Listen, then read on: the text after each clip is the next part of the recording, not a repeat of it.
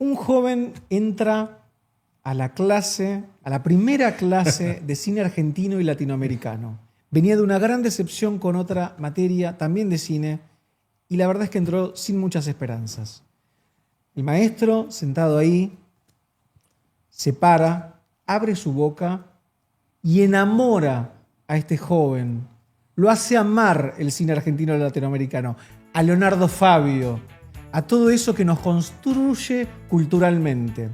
Ese joven soy yo, Nico Cordone, y ese maestro es Ricardo Manetti, hoy decano de la Facultad de Filosofía y Letras. ¿Cómo estás, Ricardo? Hola, Nico, ¿cómo estás? Bueno, gracias por recordar aquel momento, aquella primera clase, ¿no? Para mí es muy importante siempre una primera clase, porque en definitiva uno tiene que provocar también ese deseo del estudiantado, que tenga ganas de aprender aquello que tanto uno ama, y en mi caso es justamente el cine argentino y latinoamericano, el cine en general y también todo lo que hace a pensar críticamente el sistema de representaciones y en este caso aquello concreto que nos habla como es el cine argentino. No, yo esa clase salí cacheteado porque dije, ¿cómo un hombre puede hablar así del cine y enamorarme y querer volver a la otra clase cautivado? Y me acuerdo que una vez nos hiciste leer El hombre que está solo y espera. Yo no sé por qué, lo habré leído y algo me habrá interpelado y yo te lo citaba mucho en la clase. Entonces después en los pasillos de la facu, cada vez que me cruzabas, me decías, el hombre que está solo y espera. O sea, realmente lo cuento, más allá de la anécdota personal y del cariño, sobre cómo los docentes se interpelan, ¿no? Hoy que la educación está en el momento que sabemos que está y del que vamos a hablar. Así que gracias. Sos un docente muy querido. Bueno, me encanta además que recuerdes algunas de esas situaciones. Me acuerdo que en ese momento sí di el texto de Scalabrino Ortiz, el hombre justamente que está solo y espera, ese hombre de Corrientes y Esmeralda, que esa era la esquina en la cual él se situaba, también para pensar el tema de la ciudad, la gran urbe, las transformaciones. Y en buena medida también lo que ese libro permitía era pensar hacia dónde se imaginaba el cine argentino en la década de 1930 y también para pensarlo 100 años después, cuál es la realidad en la cual nos encontramos, ¿no? Pensemos que estamos muy cerca también del 2030, ¿no? Para pensar la muchedumbre, la idea también de la soledad en un mundo que se ha transformado por completo. Sí. Además, hace un rato recién señalabas que uno de los últimos encuentros que tuvimos fue durante la pandemia y cómo se transformó el mundo en estos 6 años. Entonces también esta posibilidad de retomar aquellos textos como el texto de Scalabrino Ortiz o el caso concreto de pensar en cine argentino. Por ejemplo, a mí me provocó mucha emoción cuando llegué hoy acá, porque estábamos aquí en el Pasaje de la Piedad, no sé si saben dónde estamos, y lo primero que recordé, más allá de que se han filmado series, programas en este espacio, también recordé una película que a mí me marcó cuando era chiquitito, porque era una película que vi en televisión, que está filmada acá, que es en blanco y negro, una película con los que se llamaban Los Nuevauleros. La protagonista era Violeta Rivas y el protagonista Palito Ortega, que se llama Fiebre de Primavera, y está toda filmada en estos edificios. Entonces también cada espacio de la ciudad te cuenta algo, te habla de algo. Y también para pensar esa idea de los jóvenes en los 60 o como Scalabrino Ortiz pensaba la década del 30 o cómo los pensamos hoy en ya haber pasado un cuarto del siglo XXI, ¿no? Y de este nuevo milenio. Sí. Es increíble el paso del tiempo. Y cuando yo te pienso a vos, se me mezclan recuerdos del profe, voy a decirlo, y es casi respetuoso decirlo delante tuyo, de la eminencia que sos dentro del mundo del cine, del estudio del cine, y también luego en una nueva faceta que es la de decano de la Facultad de Filosofía y Letras de la UBA. Y esa etapa emblemática del SOI, de la cual hablábamos antes, que era el decano que se propone transfeminizar la facultad. ¿Cómo está esa tarea hoy? Mira, han sido años muy complejos. Pensemos que en el año en el cual yo asumí, se van a cumplir 4 años ahora, el 1 de agosto de este año, que terminaría mi primer mandato de gestión, voy por un segundo mandato. En aquel momento también teníamos determinadas ideas en función de lo que teníamos que luchar. Estábamos en otro gobierno. Sí, habíamos atravesado la pandemia, nos encontrábamos con una serie de transformaciones que se daban. El tema de salud mental ya empezaba a tener mucho peso, también en relación a los protocolos, qué había pasado con la transformación que también se da de pasar absolutamente de un mundo analógico a un mundo digital, porque si bien se hablaba esto ya de finales del siglo pasado, acá nos encontramos con la situación concreta.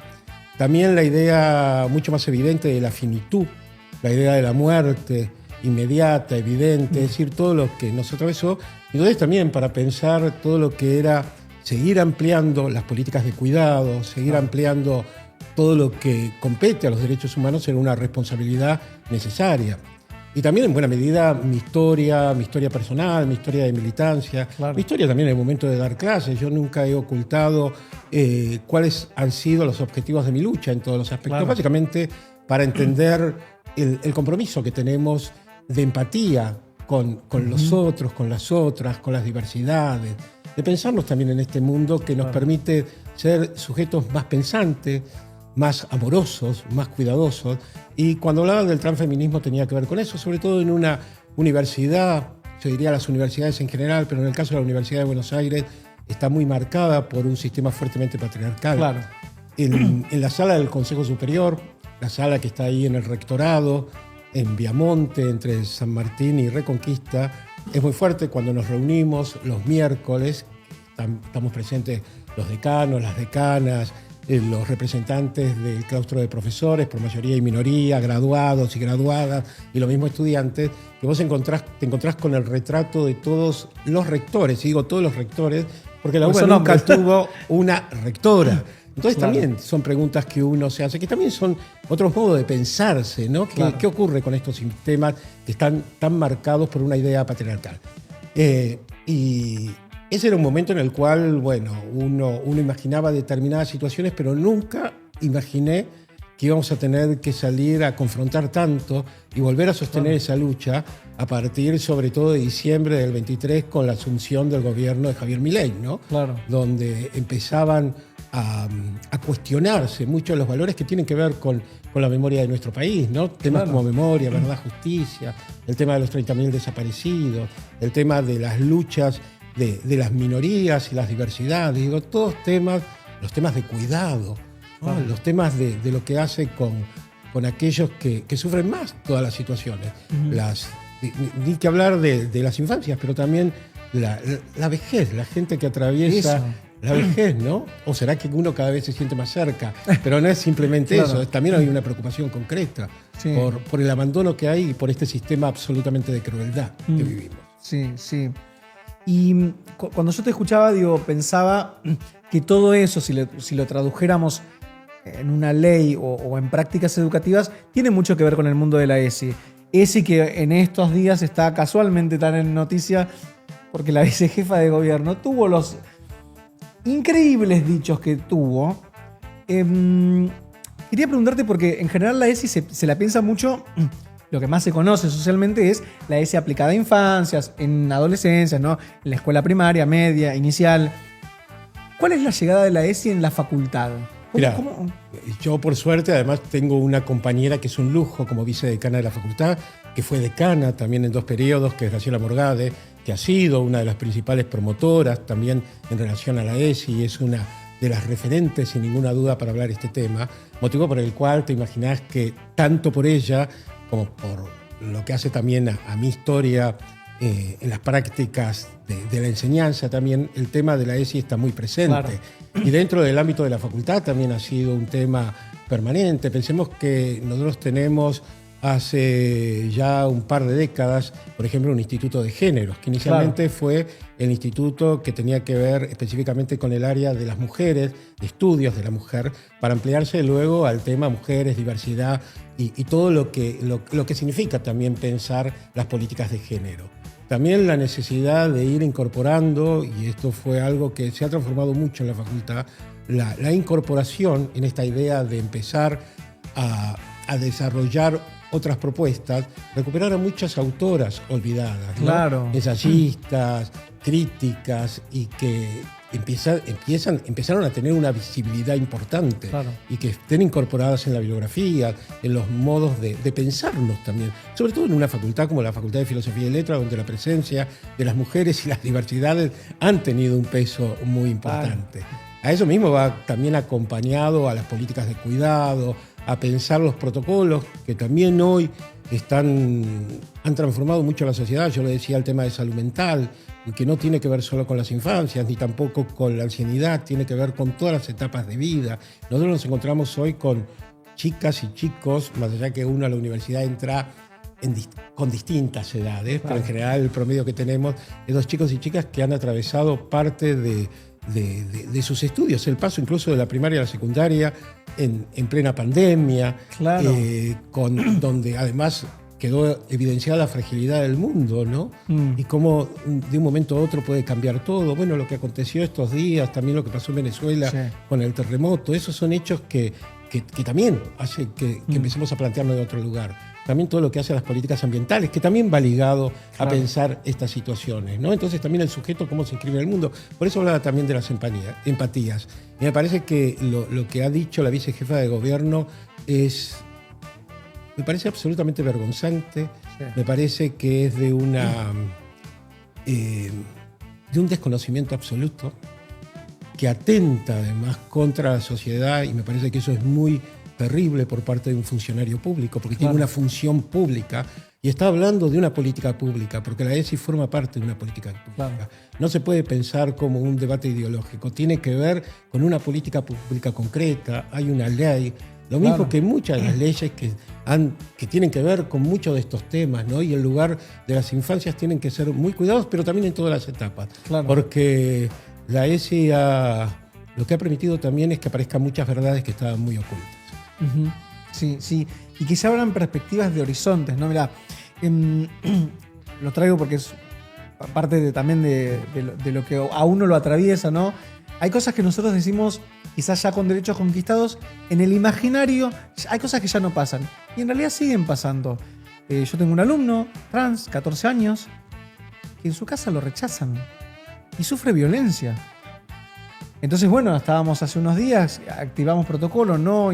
¿Cuál intervención es la mejor para esta situación?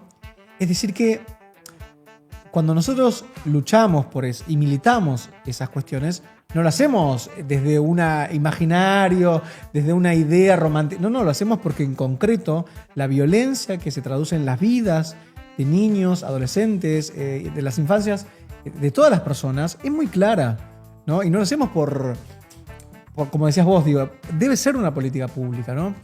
Y hablando de políticas públicas y hablando de la educación, lo decíamos fuera del aire, te tocó bailar con la más fea, digo, porque de alguna manera estás en una época en la educación picante. Hoy tenemos un fallo firme a favor de que Milei cumpla la ley.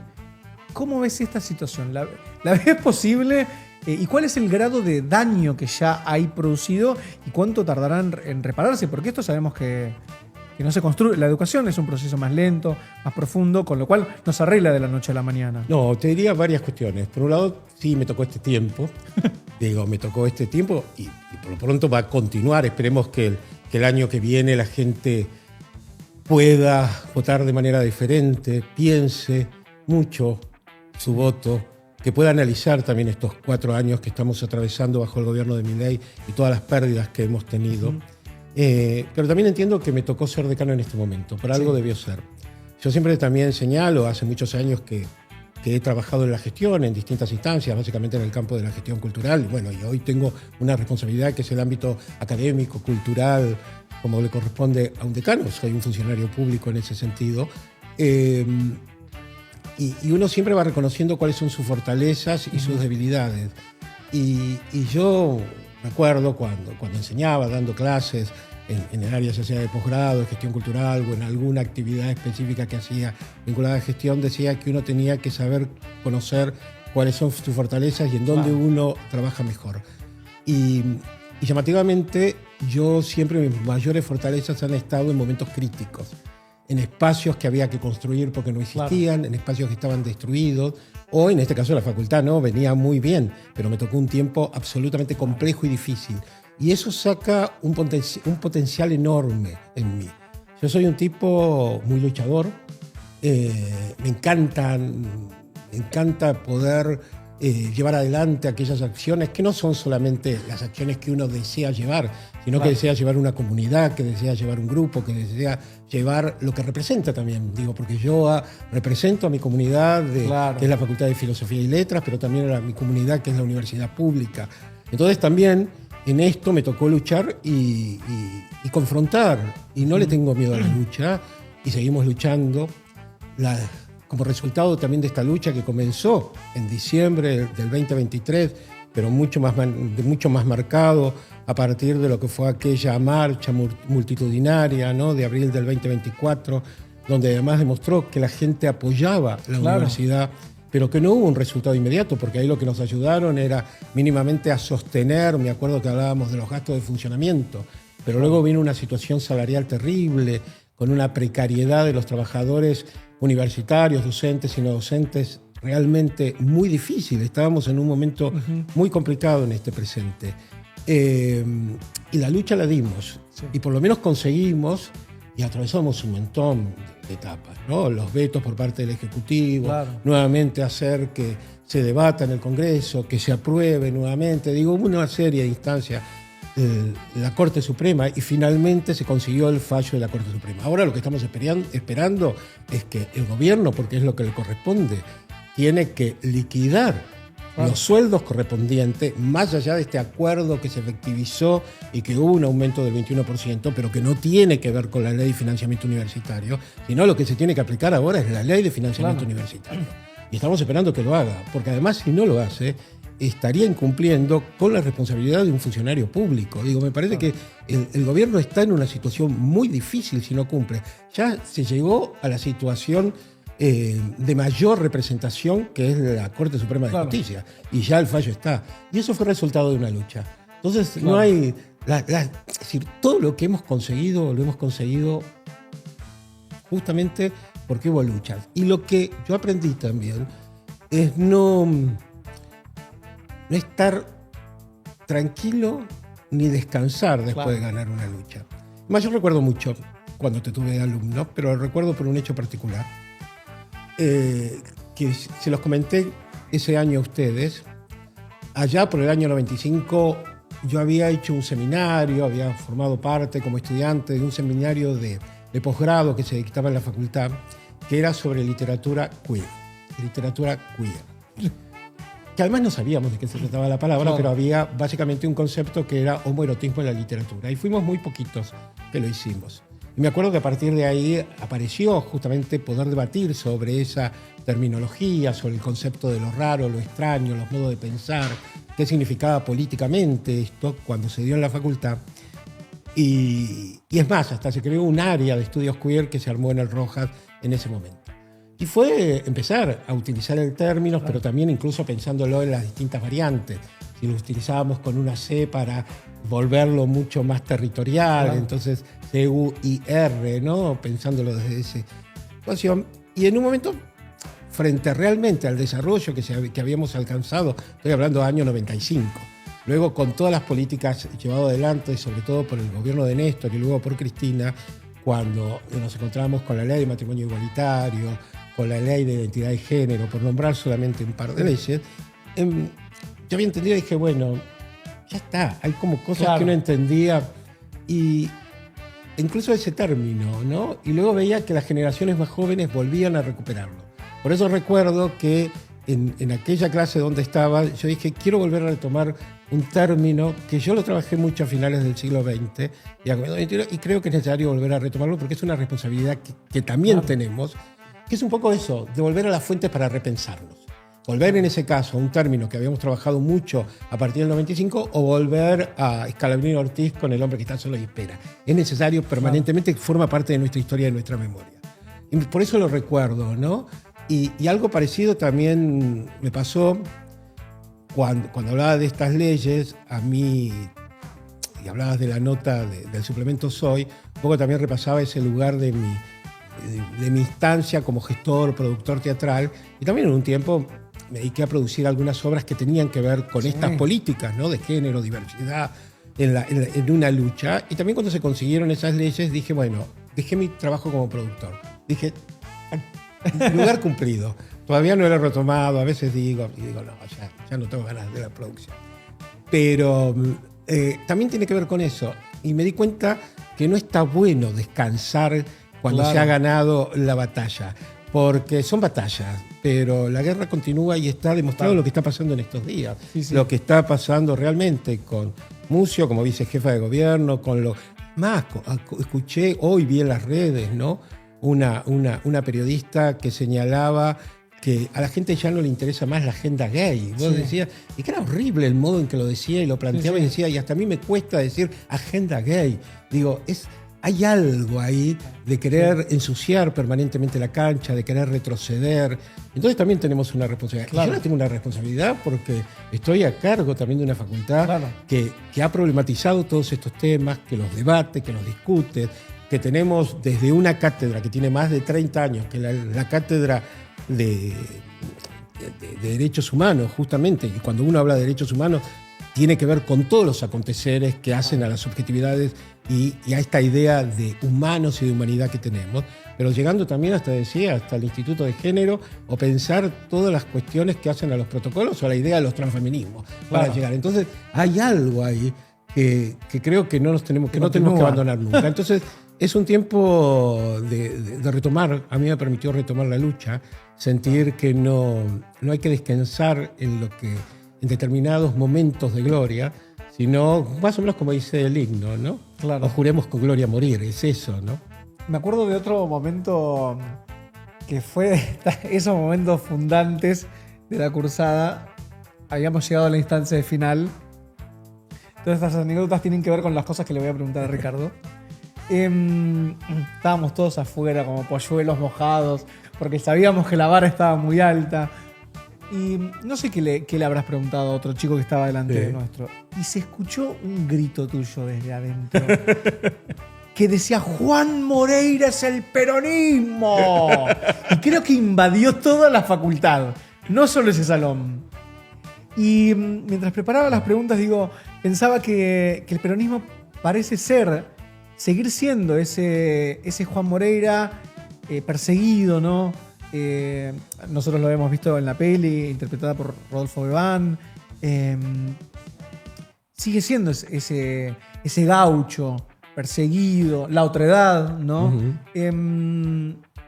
¿Cómo ves hoy, esta situación del campo nacional y popular? No tanto a nivel interno y eso, sino el tejido del movimiento. Me parece que además lo que está ocurriendo en este momento, en esta idea de tejido, hay que volver nuevamente a sostener fuerte la trama, ¿no? Claro. Hay que volver a sostener fuertemente la trama. Estamos en un momento de situaciones que a veces creo que nos ocurre esto, situaciones que ni siquiera eran pensables. Claro. Hace 48 horas acabamos de asistir a una situación que es inédita aquí y en el mundo, que un presidente vaya a una embajada. La embajada es otro país, es un territorio extranjero. Y esto no acontece dentro de lo que son las cuestiones diplomáticas. Son reglas diplomáticas que no tienen que acontecer.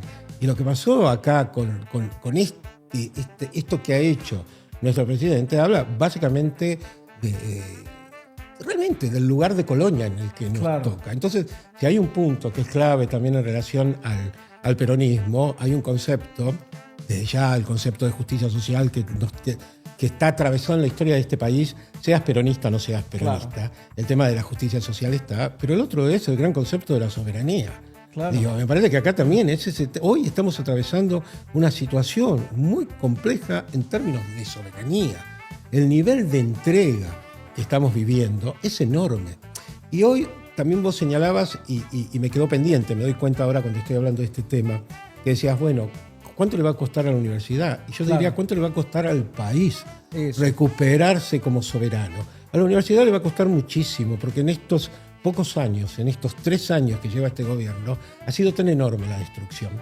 Es decir, la cantidad de investigadores que además fueron financiados, son los recursos humanos que el propio país financió para tenerlo, justamente para que haya una soberanía en términos científicos, en términos educativos, en términos académicos.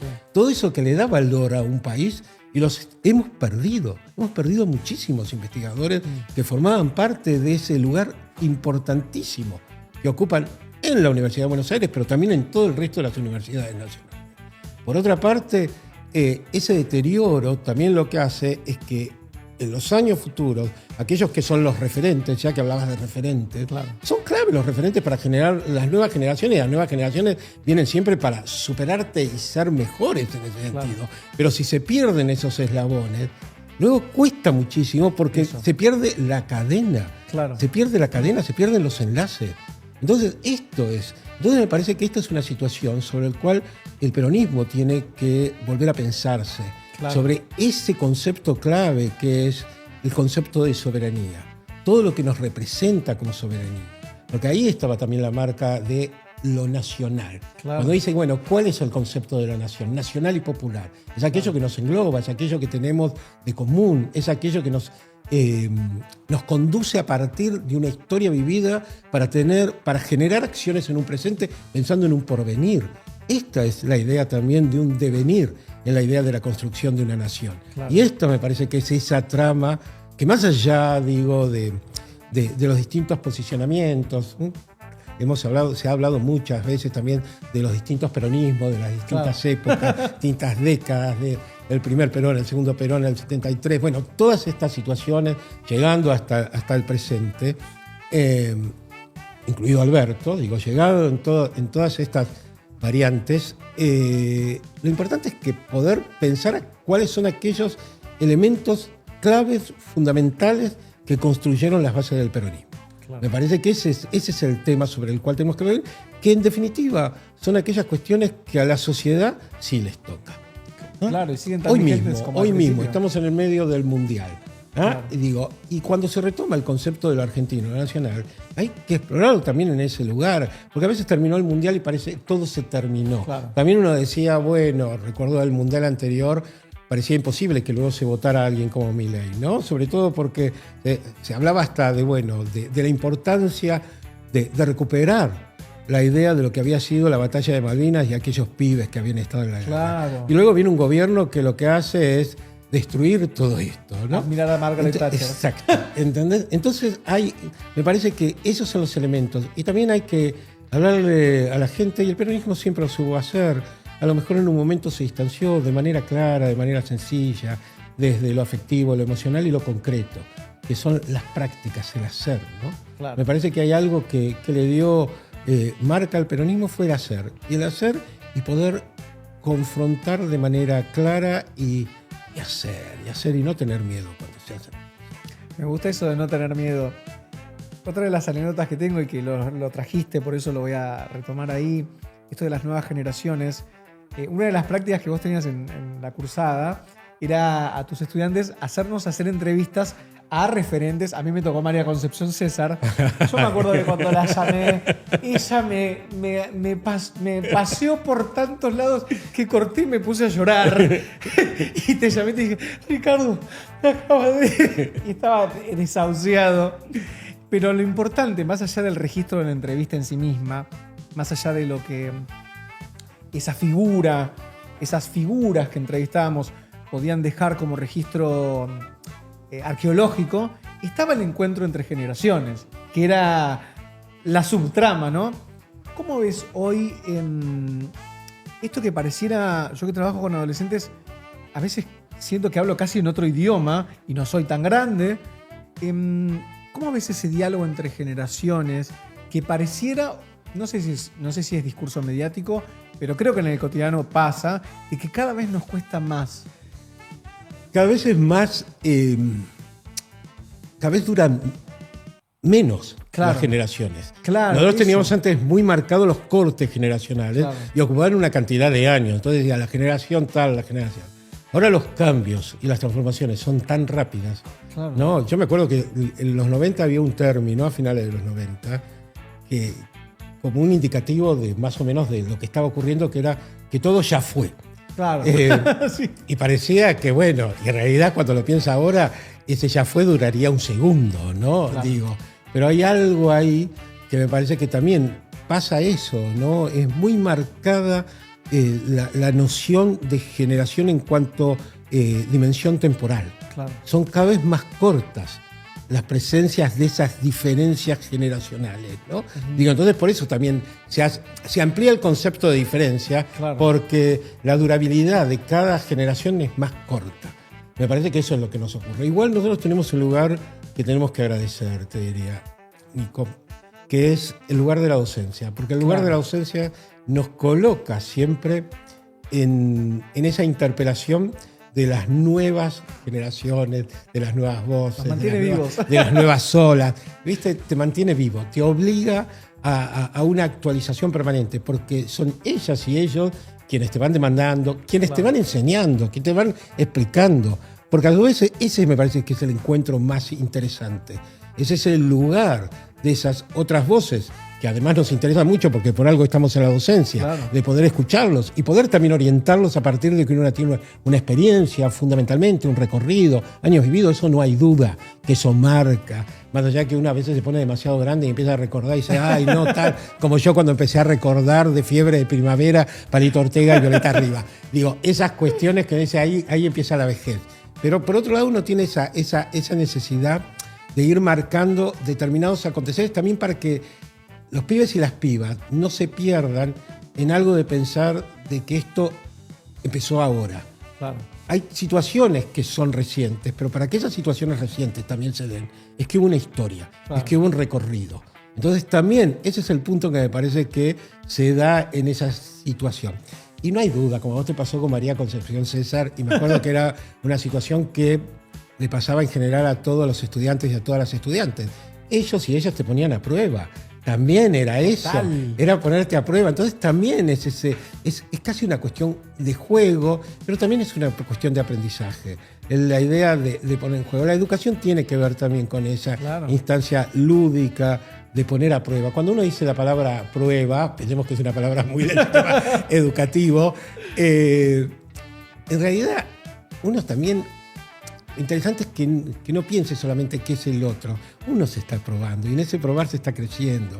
Y en ese probarse se está interpelando y en ese probarse se manifiesta, se plantea las dudas, se plantea las certezas. Digo, está bueno trabajar con los Yo me jóvenes acuerdo que nos y las habías dado un jóvenes. montón de Está bueno. Bueno, ella es mujer, así que conviene que lo llames vos, Nico. Porque yo estaba con dos compañeras mujeres, a otros que habían entrevistado a Juan José Camero. No, entonces ustedes conviene que lo llame la chica. Digo, un montón de cosas que también son saberes que quizás no están en un libro, en un desgrabado, ¿no? De la facu, pero que hacen al aprendizaje de otros saberes, ¿no? Y estamos en esto que hablamos de generaciones y viviendo también un cambio de referentes, ¿no?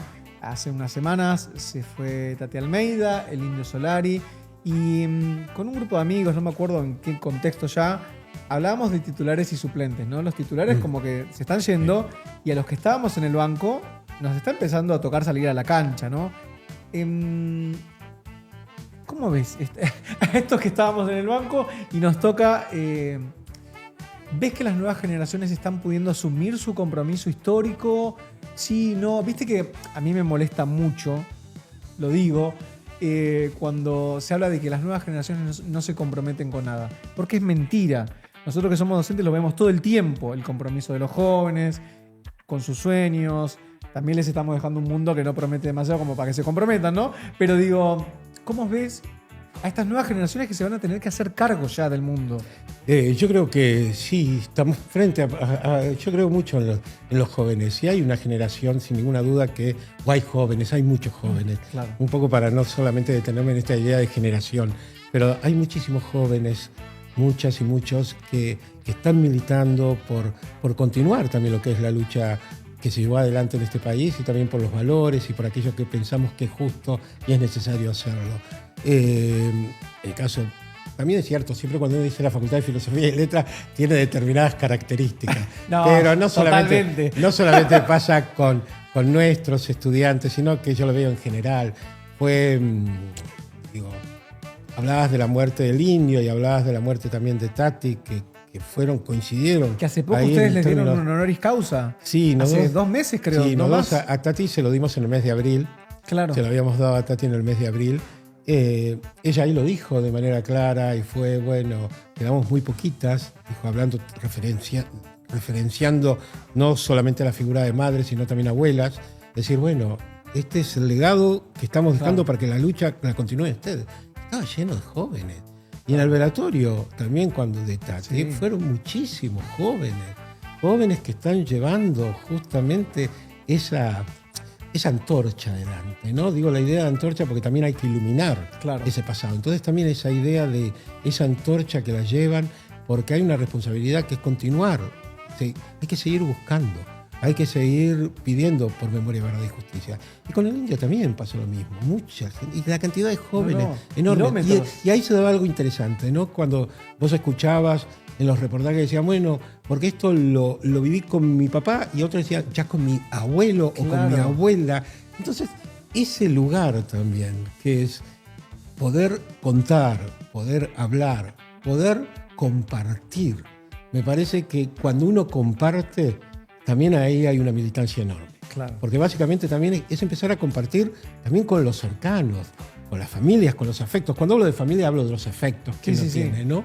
En ese sentido. Me parece que ahí está también. Entonces, y contar de dónde venimos. Por eso para mí es tan importante saber, y por eso cuando vos señalás a Juan Moreira, tiene que ver con eso, y también entender por qué la figura de Juan Moreira, quién era este personaje de la literatura gauchesca y por qué lo trae el primer teatro cuando quiere colocar la obra dentro del circo criollo, o por qué Fabio lo retoma en el 73 y se estrena el 25 de mayo del 73 con la Asunción de Cámpora. Digo, todo esto habla. Entonces también uno dice, bueno, y es importante compartir, porque y cada tiempo también lo toma a su modo, porque sabe de, por un lado, entender qué es lo que trae, pero también cómo lo reescribe. Esto es lo importante de la cultura. Y me parece que ahí hay un punto clave. Entonces, esto de haber compartido, Tati, estando en el aula 108 de nuestra facultad, que tiene un significado muy importante, porque ahí están los retratos de todos nuestros desaparecidos y nuestras desaparecidas, y Tati ahí con un amor, diciendo, bueno, porque estaba radiante, ¿no? Y además había pedido que hubiera unos tenores, y los tenores cantando O Sole Mío, y ella cantando con ellos, y por otro lado, lo que es la laudatio que se hace, esas palabras honoríficas para la persona que va a recibir el doctorado, en este caso honoris causa, ella eligió que lo hicieran sus nietos. Entonces ahí estaba justamente esto que digo. No era que viniera alguien de hablar de la importancia que todos sabemos que tienen las madres y se podría teorizar y decir muchas cosas y todo el sentido político que también tiene la posibilidad de teorizar sobre esos temas. Pero acá vinieron los nietos a contar qué era ser nieto de Tati. Claro. Digo, esos son. Y ahí está una marca enorme de la militancia, en ese compartir. Ahí está el compartir la memoria. Y ahí está que la lucha sigue. Y uno sabe, uno también sabe que hay momentos en los cuales tiene que dejar para que sigan ellos, ¿no? Porque son esas voces. Por eso hoy te decía, incluso la responsabilidad que uno tiene también como docente es que aquellos que vienen te tienen que superar. Yo me siento muy feliz cuando un alumno o una alumna me trae cosas que me superan y a mí me encanta. Ahí está. Hay algo que también aprendí en la gestión. Muchas veces te dicen, pero bueno, a veces tiene que ver con la historia también de este país, que pareciera que dentro de una gestión se hace cosas y luego no se continúa. Y yo digo, lo peor que le puede pasar a un gestor, en cualquier instancia, ¿no? Es que eso solo dependa de vos. Cuando se apropia la gente, cuando la gente lo hace suyo, ya está. Y que ni siquiera sepa quién lo hizo y lo comenzó, es que ahí sí lograste hacer una muy buena gestión. Iba a hacer una pregunta, una última pregunta, porque sé que tenés compromisos. Es una pregunta muy poco original, porque tengo acá al decano de la Facultad de Filosofía y Letras y estamos hablando mucho también de educación y vivimos en un tiempo muy particular. El gran enigma de la escuela. Yo digo escuela y me abarco todas las esferas, ¿no? Digo, universidad también. De hecho, hace unos días veía la noticia de que China sacó 130 carreras universitarias porque la IA está reemplazando cosas. Por otro lado, esta cosa de deshumanización que está latente. Entonces, ¿cuál es la misión hoy de la escuela, no? ¿Cuál es para vos hoy la misión de la escuela? Un poco lo esbozaste igual en todo lo que vas diciendo. Para mí, la escuela fue y seguirá siendo un espacio, es una usina de pensamiento. Claro. Es una usina que permite justamente explorar, aún desde las infancias, ¿no? Las preguntas. Básicamente es un lugar de preguntas donde se pueden dar distintos tipos de respuestas. Pero también también es cierto que en determinados momentos, sobre todo para que las infancias también puedan desarrollar nuevas preguntas, hay que darles certezas. Claro. No todos pueden quedar sin respuesta, todo va a depender de la edad, pero también cuando hay respuestas, esas respuestas luego pueden ser pensadas y pueden generar nuevas preguntas y pueden generar transformaciones. La escuela tiene que ver con eso, con un lugar de pensamiento, con un lugar de memoria, con un lugar de un sistema más justo, con un lugar de poder también demostrarnos en nuestro potencial, pero también en nuestra vulnerabilidad. Claro. La escuela es un espacio también de compartir, es un espacio de militancia del saber. Todo eso es la escuela. Y también, cada vez que hubo transformaciones tecnológicas, siempre hubo como, ¿y ahora qué va a ocurrir? También es cierto que ahora son mucho más rápidas, esto que hablábamos antes. Yo siempre doy el ejemplo que hay textos, por suerte, que lo dicen. Hubo un famoso texto a comienzos de la década del 60 de Umberto Eco, que se leía bastante, ahora se lee poco y nada, que era Apocalípticos e Integrados. Y básicamente tenía que ver con lo que se debatía en la década de 1960, que era el desarrollo de los medios masivos de comunicación, los mass media, era la época de Marshall McLuhan, el medio es el mensaje. Y entonces, ¿por qué apocalípticos integrados? Básicamente era por el desarrollo que tenía la televisión. Claro. Los televisores, por un lado la televisión, pero los televisores en la década del 60 estuvieron en todos los hogares. Claro. Antes la televisión comenzó en algunas décadas anteriores, pero en los 60 el acceso al televisor fue posible y entonces en todo el mundo había televisor. Y el tema era si había que apagar el televisor o dejarlo encendido. Ese era como un gran debate.